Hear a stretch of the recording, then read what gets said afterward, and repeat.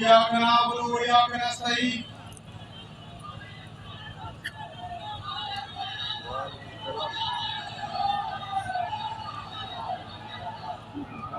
شکریہ گوہر کے غیور عوام وہ تنگ کرا جو حائل ہے رستے سے ہٹا کر دم لیں گے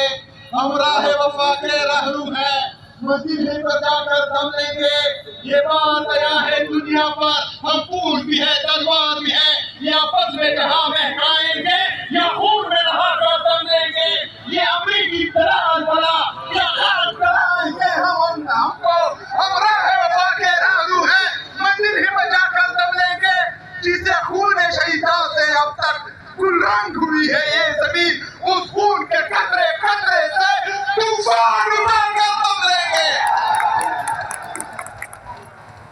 میرے عزیز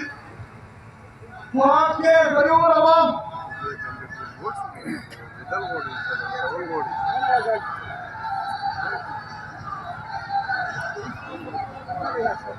آپ کے سامنے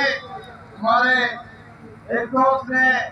وہاں کے لیے سپاس نامہ پیش کیا